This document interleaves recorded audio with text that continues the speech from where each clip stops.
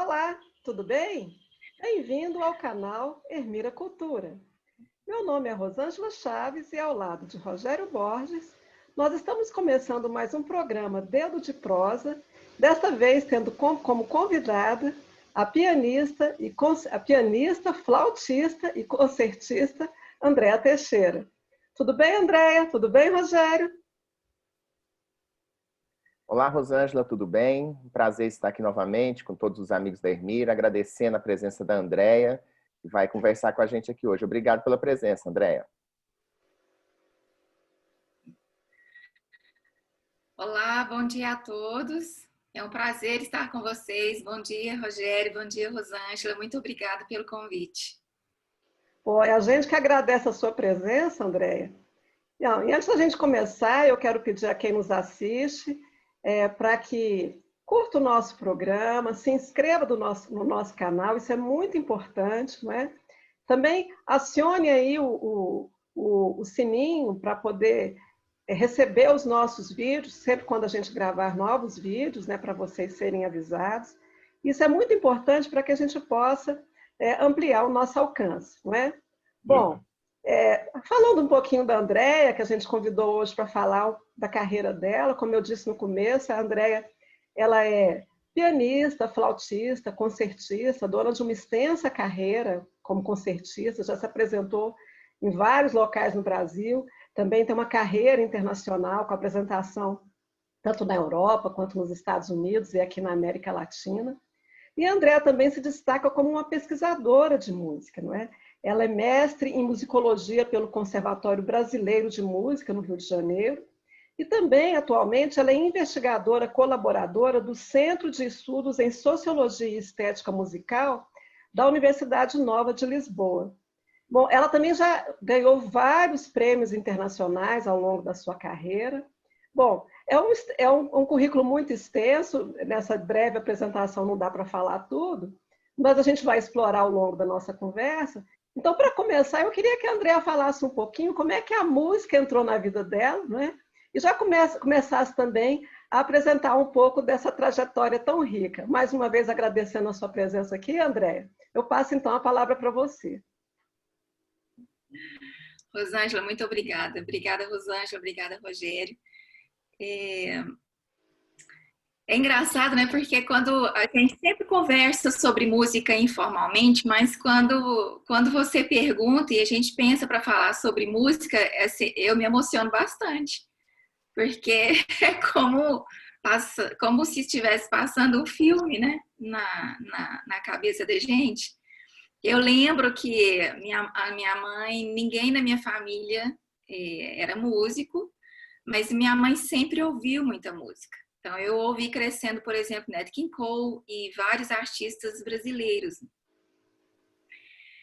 Mas a minha mãe tinha uma comadre que tinha um piano e ela disse que eu tinha 1 ano, eu entrava embaixo desse piano e não saía enquanto a filha dela não tocasse. É a primeira imagem, assim, quando eu me percebo, né, enquanto musicista.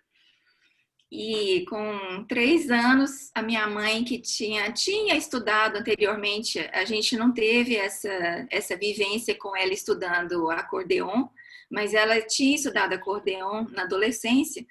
Então, nós ganhamos um pianinho de brinquedo bem pequenininho e com 3 anos eu já tocava só com a mão direita, que minha mãe, pelo que ela lembrava, ela me ensinava a tocar algumas músicas. Só te interferindo um pouquinho, André, você é de Goiânia mesmo? A sua família é daqui de Goiânia? É uma mistura, porque a mamãe é mineira, o papai e a família é de São Paulo, mas assim, com uma família que veio do Líbano, né? E da minha mãe também tem uma parte italiana, mas eu nasci aqui, meus irmãos, somos 4 irmãos, todos nascemos em Goiânia. Cresci em Goiânia. Então eu comecei a estudar piano muito, muito cedo, e depois estudei com a Denise Felipe, foi uma maravilhosa instrutora, professora e amiga. Hoje trabalhamos juntas na Universidade Federal de Goiás. Mas ela teve um acidente de carro, infelizmente não pôde continuar a me ensinar o piano, mas com 12 anos de idade eu tive a felicidade também de conhecer uma pessoa maravilhosa, uma professora chamada Lilian Meire Carneiro de Mendonça, que é nora da Dona Belkis. E foi com a Lília que eu viajei a primeira vez com 13 anos, fomos para Salvador, ganhei um prêmio de menção honrosa. Logo em seguida fui para São Paulo participar do concurso nacional Vila Lobos e lá eu tirei o primeiro lugar e melhor intérprete de Vila Lobos. E desde então a Lília me acompanha. Eu toquei no Carnegie Hall recentemente, ela estava me acompanhando. Fui fazer um concurso na França, ela estava me acompanhando. Então realmente é uma pessoa que se dedica muito à continuidade, né, da educação pianística no nosso estado. Ela tem muitos méritos. Então a gente nunca faz a carreira da gente sozinha, né, Rosângela? E com ela tive a oportunidade de conhecer a Dona Belkis e estudei, fui aluna da Dona Belkis por 10 anos. Aí me formei na Universidade Federal de Goiás.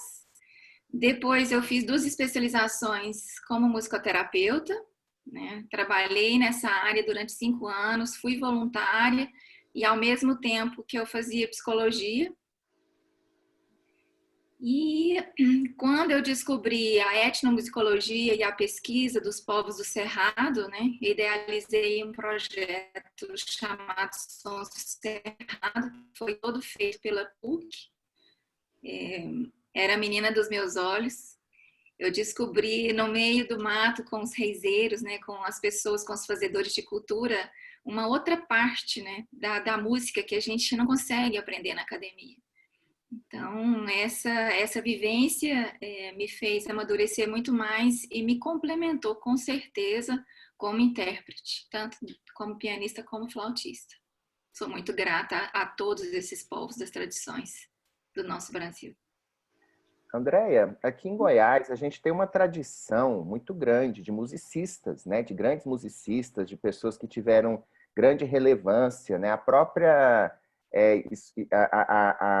a FAV, a EMAC, a FAV, quer dizer, eles estão na gênese da UFG, foi um dos primeiros cursos da UFG e tal. É uma tradição bastante forte. Por que você acredita isso aqui no centro do Brasil? É a água que a gente bebe? O que é? Que gera tanta gente boa em profusão mesmo. O curso é referência nacional, o curso da UFG. A gente tem muita gente fazendo sucesso. Você é um exemplo disso. Você falou da Dona Belkis, você falou da Lilian, né? Por que você acha que esse centro de musicistas surgiu aqui em Goiás? Olha, eu estou emocionada porque eu vou falar uma coisa, mas não é porque eu nada de feminismo, nada de gênero, mas porque eu acho que foi porque a música aqui em Goiás, aqui em Goiânia, ela foi plantada por mulheres, exclusivamente.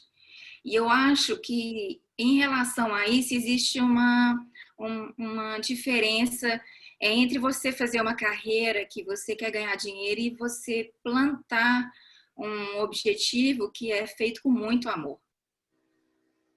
Então, eu acho que essa posição, né, dessas 5 mulheres pioneiras, né, até eu fiz uma entrevista outro dia com a Maria Lucy Veiga Teixeira, que é uma dessas mulheres, né, a Dona Fifia, e a Dona Fifia conta essa história e a gente percebe, assim, é muito visível, né, o que essas mulheres fizeram pela cidade de Goiânia, o que a avó da Dona Belkis fez, né, a Nhanhá do Couto. Então, eu acho que essa pergunta, eu acho que não tem outro caminho a não ser esse, sabe? Que foram mulheres que fizeram tudo com muito amor, porque não tem outra explicação. André, mas você falou em 5, né? Então a gente já nomeou aí a Dona Belkis, a Nhanhá do Couto, não é? A Lília, não é? Depois a Dona Fifia. E qual que seria a 5ª, então? Não teve a Dona Tânia também. Ah, sim. Uhum. A Dona Tânia, né? Nessas mulheres que lutaram tanto para formalizar a criação do Conservatório Goiano de Música e que depois se transformou, né, na EMAC, no que é a EMAC hoje. E uma coisa interessante, André, você está me ouvindo, Andréia? Tá, né? É que deu uma congeladinha a imagem. Cortou um pouquinho, mas agora sim, voltou. Ah, tá bom.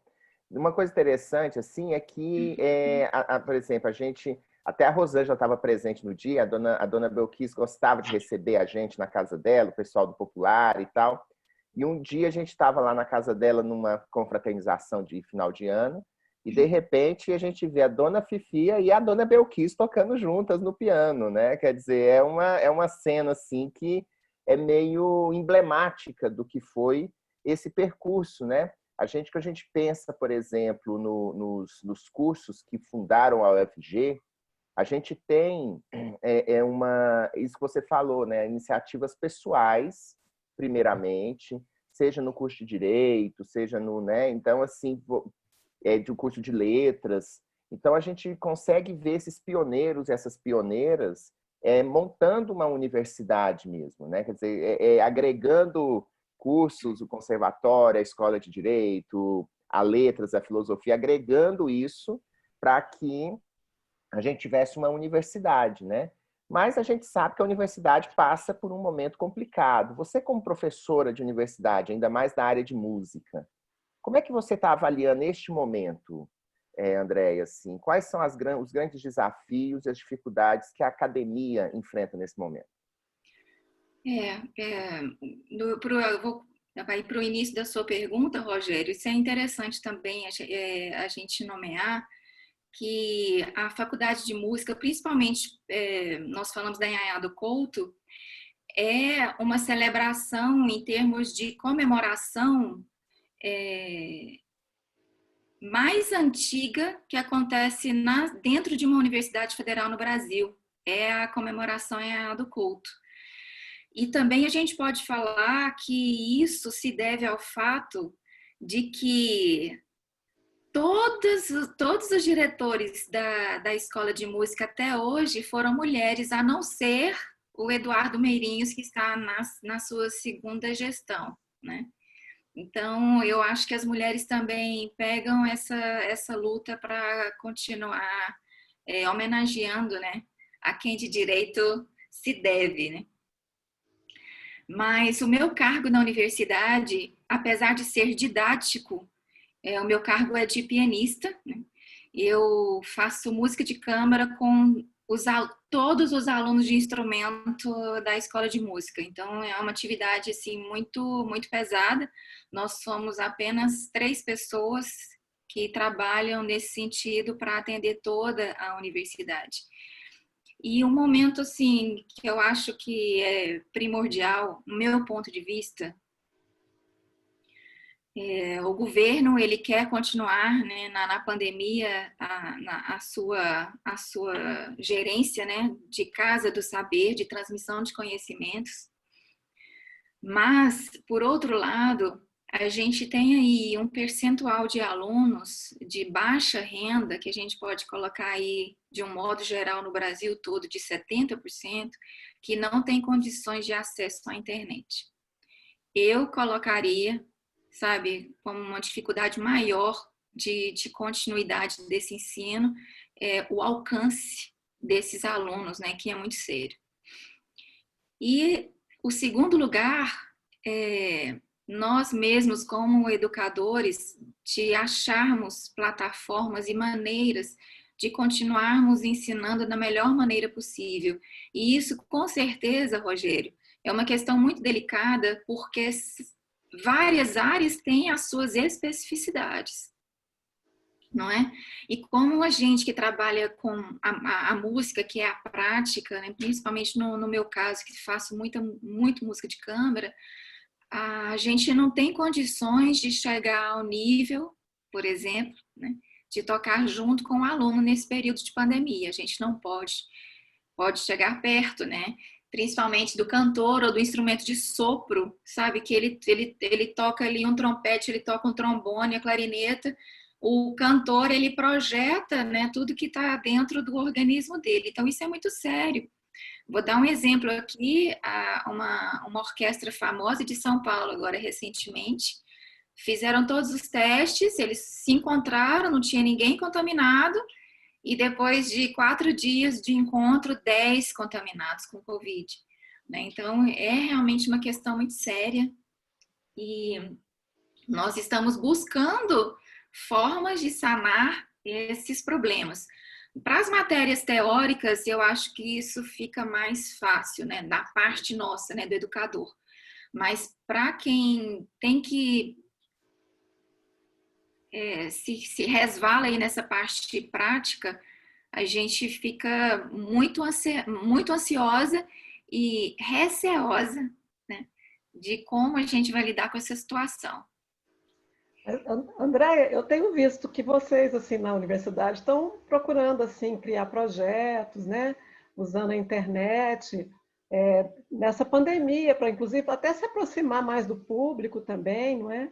E um projeto interessante que você tá à frente aí é o Piano e Suas Perspectivas, né? Que tem ido ao ar todas as sextas-feiras, né, no YouTube. Eu queria que você falasse um pouquinho desse projeto, quem está envolvido, como é que foi a ideia desse projeto, quem já participou. É muito interessante porque quando eu percebi que a gente não ia voltar tão cedo e que a gente tem, Rosângela, isso é muito sério, porque nós somos funcionários, a gente recebe um salário e a gente tem uma questão moral e social a cumprir. A gente não pode ficar recebendo salário sem poder contribuir com nada, mesmo estando em uma pandemia mundial. E conversei com os meus colegas, né, sobre um projeto que atendesse os nossos alunos, mas que a gente podia abordar vários assuntos que a comunidade tem interesse e curiosidade em saber, não tem esse acesso, porque uma coisa também que acontece, sabe, Rosângela, na área da investigação, e eu vejo isso há muitos anos, porque há mais de 20 anos eu divulgo a cultura do bioma cerrado, é que a pesquisa ela fica muito no contexto acadêmico, né? A comunidade ela não tem acesso.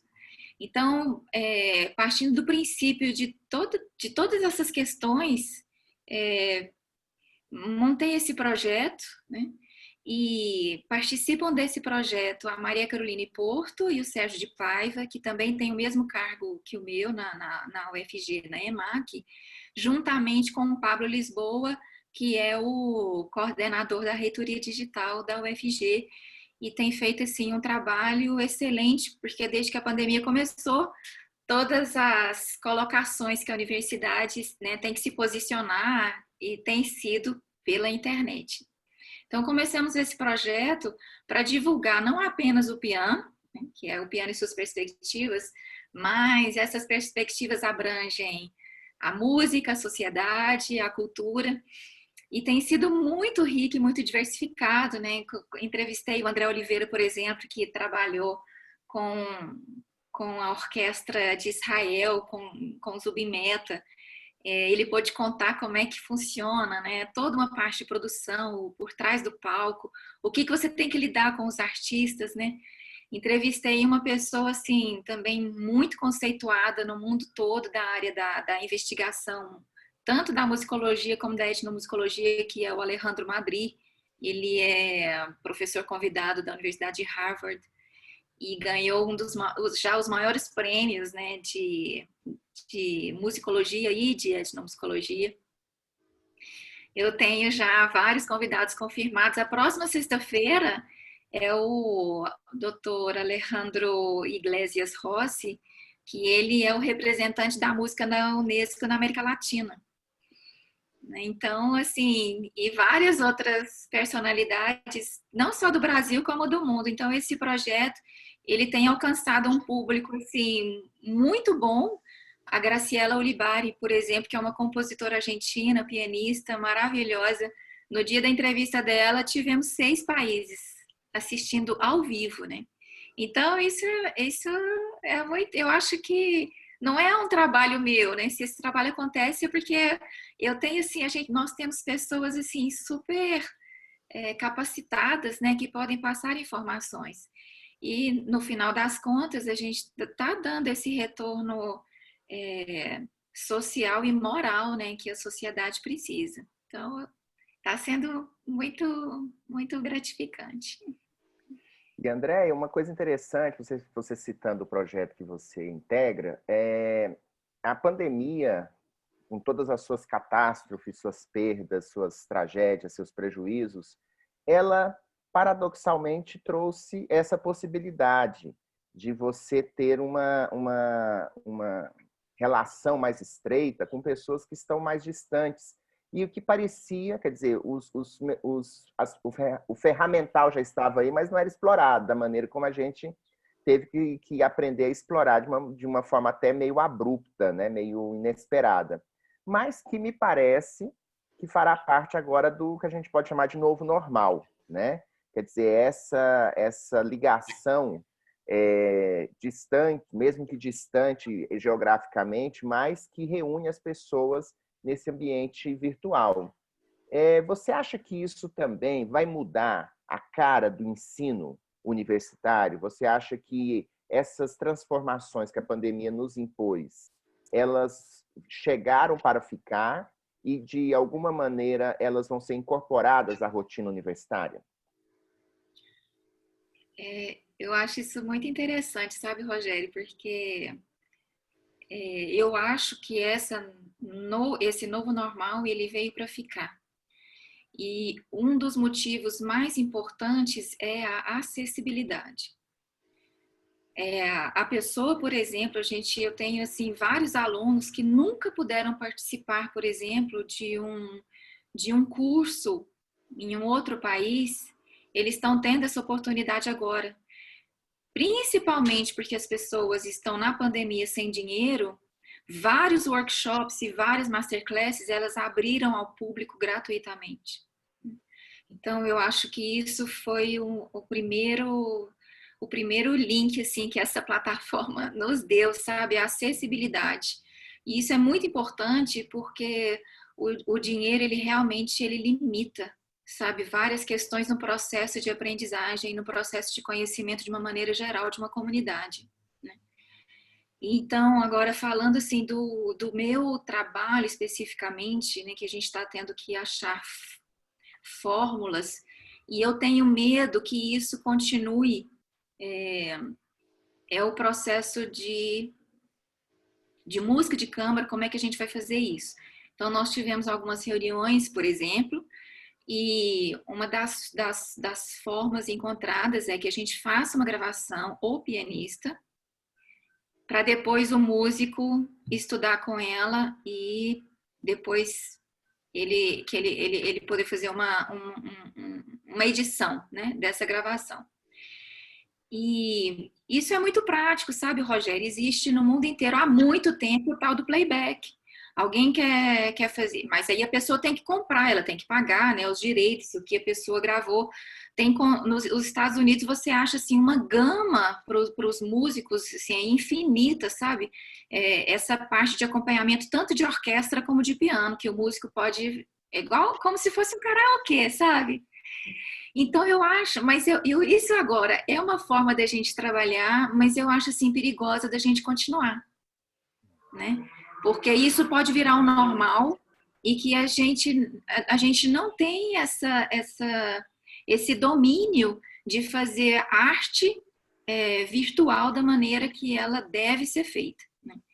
Então, eu acho que para vários assuntos a pandemia melhorou muito, mas para certas práticas ela tem que ser repensada depois. André, agora falando um pouquinho dos seus projetos como pesquisadora, né? Inclusive também como música, como você falou no começo, você sempre se interessou muito pela música brasileira de raiz, né?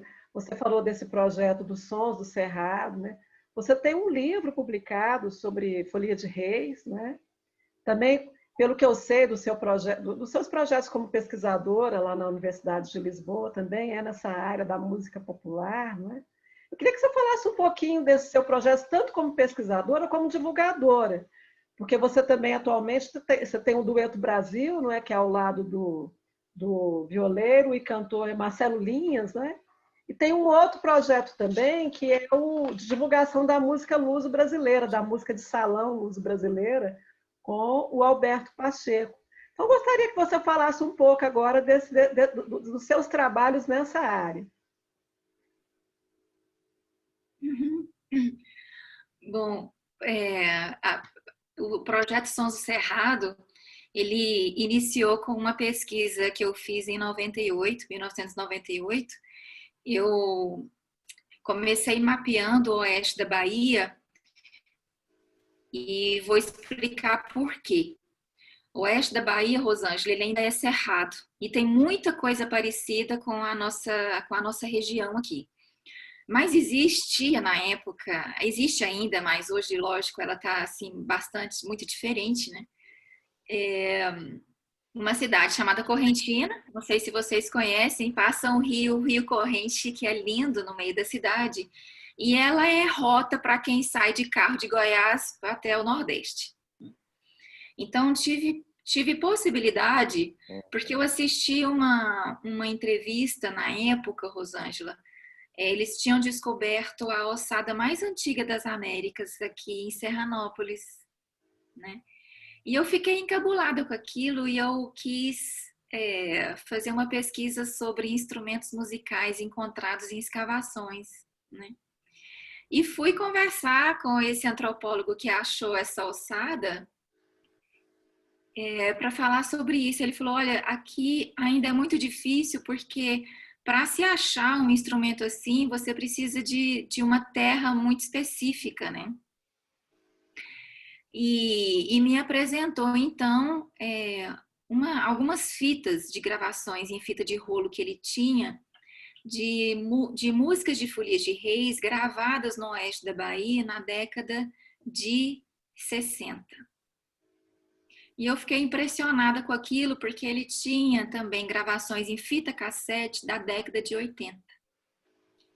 E eu pude comparar aquele material e eu quis ir nessa região, nessa localidade, para poder gravar em um sistema mais avançado. Na época, nós já tínhamos o MD. Então, eu fui para a região, munida ali do meu gravador, da minha câmera, né, de todos os equipamentos, para poder gravar esse pessoal. E na época, para você ter ideia, era tão interessante que eu percorri em 25 quilômetros ali de região, eu cataloguei 54 grupos de folias de reis, muitos deles descendentes de quilombolas e indígenas também, fazendo a folia de reis, além dos trabalhadores rurais da região. E depois que eu fiz todo o mapeamento, eu quis conversar com eles para nós podermos ver como nos encontraríamos de uma próxima vez. E a prefeitura, então, me falou, olha, você vai na estação de rádio, porque todos eles trabalham com rádio do lado. Então, se você quiser encontrar com eles, você tem que falar, olha, em tal dia, na praça principal da cidade, tal hora, você estará aguardando todos eles, né? E assim nós fizemos, depois que eu fiz a gravação, e fizemos o lançamento dos 5 primeiros CDs da coleção Sons do Cerrado. Porque o que acontece muito, sabe, Rosângela, do pesquisador estar em contato com essas pessoas, é que eles pegam aquela riqueza que eles têm e depois nunca mais retornam, né? Então, a gente sempre teve um cuidado com isso, né, de fazer o lançamento com as pessoas. Nós só não fizemos isso, né, estivemos na região lançando os discos com eles, mas nós os trouxemos para cá no dia do lançamento oficial, né, da universidade. Então, nós fizemos 13 volumes de CDs e um DVD, né? Ganhamos vários prêmios, viajamos pelo Brasil, inclusive com Yamando Costa, pelo projeto Xinguinha, ganhamos o Prêmio Itaú Cultural, e realmente foi um projeto que me deu muita tristeza de ter que deixar, né? Demissão da PUC, né? Há alguns anos, há 4 anos eu pedi demissão. Mas esse projeto está todo online, quem quiser saber mais sobre ele, é só clicar Sonso Cerrado no Google, ele está todo disponível. E em relação ao duo com o Alberto Pacheco, é um projeto muito interessante. O Alberto Pacheco estava fazendo uma pesquisa na Biblioteca Nacional do Rio de Janeiro e descobriu músicas que nunca tinham sido gravadas, né, que eram recitativos, eles não eram cantados, eles eram declamados e a música era composta para ser tocada naquela métrica da declamação. É muito interessante. E ele já tinha descoberto algumas coisas na Biblioteca Nacional de Portugal, também inéditas, né? Nunca tinha sido gravado. E foram 10 anos de pesquisa, porque como nós não tínhamos nenhuma referência, né, musical, a gente teve que fazer uma pesquisa assim, de encontros nossos mesmo, para ver se aquela métrica que eu estava tocando estava batendo com a métrica dele da declamação, né? E demoramos bastante, porque quando você pensava que estava tudo certo, ainda faltava muito para a música terminar ou muito para o poema acabar. E fizemos um disco, esse disco foi lançado na Biblioteca Nacional de Portugal no final do ano passado. Tínhamos uma turnê linda agora, em várias capitais do Brasil em maio, que infelizmente foi cancelado. Mas esse CD está disponível no Spotify, chama Academia dos Renascidos, o nosso grupo, e ele é uma homenagem às pessoas do século que montaram esse grupo na Bahia, esse grupo era de negros, de pessoas que não eram da alta elite, que eram bons compositores, bons autores, e não tinham acesso à cultura da época, e eles montaram a Academia dos Renascidos. Então, nós montamos esse projeto para divulgar a música que está guardada nos arquivos, né? Que eu acho isso muito, muito legal. E o projeto com o Marcelo Lins, que chama Dueto Brasil, é uma pessoa, assim, super musical, que eu tenho também uma felicidade de ter esse dueto com ele. O Marcelo Lins, ele é o compositor da trilha sonora da Companhia de Comédia Os Melhores do Mundo. Todas as apresentações são autorais do Marcelo, então o Marcelo tem uma prática, assim, o Marcelo é super versátil. Ele que cuida dos melhores do mundo, da parte cênica, da parte de iluminação, né, de sonorização. Além de um grande cantor, grande compositor e grande violeiro. Então, nós fizemos agora recentemente também para o aniversário da Cora Coralina, né, um concerto no Teatro Goiânia em homenagem, para arrecadar fundos, na verdade, para ajudar o museu que está sem visitação desde março. Então, esses projetos, assim, me dão muito... Na verdade, tenho muita gratidão pelas pessoas que estão comigo nesse projeto, né? Eu aprendo muito. Uma vez eu falei estava chegando de um concerto na Sala Viena da Áustria e saí do concerto, desci em Brasília e fui direto para a Correntina, né? E no dia seguinte eu estava lá de chinela havaiana tocando com os reiseiros, né? E aí um amigo meu me perguntou, mas André, você estava de salto alto antes de ontem tocando na Sala Viena, né? E aqui de chinela havaiana. E eu acho, sabe, que de tudo isso que fica é a essência da gente que fala, né? Não importa se eu tô de salto alto, se eu tô de chinelo havaiano, né? A minha interferência musical vai ser com o mesmo coração que eu tenho, vai ser com a diversidade, né, que eu encontro em todas essas pessoas, né, que me dão força para continuar divulgando esse material. É isso. Legal, bom demais. Muita versatilidade, né, André? Parabéns, porque isso é muito bacana, né? Pois é, mas a gente já está aqui dando o tempo da nossa gravação, então eu queria agradecer muito a participação da Andréia, né? Desejar muito sucesso para ela nos seus projetos, né? Então, passo para você, então, a palavra para o Rogério e para a Andréia, para assim, as palavras finais, então, para se despedir aqui do nosso público. Pois é, eu queria agradecer a Andréia novamente, parabenizá-la por essa versatilidade toda. Eu acho muito bacana quando a pessoa sai do universo erudito e vai para o universo popular e volta e transita e faz essa ponte entre esses dois universos. Eu acho isso muito bacana. Eu acho que essa é uma missão mesmo, né, cultural. Quero te parabenizar, viu, Andréia? E muito obrigado por ter participado aqui do nosso programa hoje. Gente, eu que agradeço, né, vocês. Muito obrigada, Rosângela. Muito obrigada, Rogério. Obrigada a vocês que estão nos assistindo. E eu acho que a minha mensagem que eu gostaria de deixar, né, eu acho que principalmente no programa, nesse tempo, né, de pandemia, é que procurem ouvir mais músicas, né? Pensando numa memória que vocês tenham da sua infância, sabe? Quando vocês estiverem se sentindo assim muito sozinhos, tentem rememorar a música que a sua avó cantava, a música que sua mãe cantava. Eu tenho certeza que isso vai te fortalecer e que a gente vai sair dessa pandemia mais fortes. Então, muito obrigada. Ah, que bonito, Andréia. Então, eu peço mais uma vez a quem nos assiste que curtam o programa, se inscrevam no nosso canal, que compartilhem o nosso conteúdo para que a gente possa ampliar o nosso alcance. Então, gente, estamos aqui finalizando mais um programa Dedo de Prosa. Agradeço mais uma vez a presença da Andréia e desejo, então, um bom fim de semana a todos aí. Então, tchau, Andréia, tchau, Rogério, até a próxima. Tchauzinho. Tchau, Rosana. Tchau, Andréia. Até a próxima. Obrigada.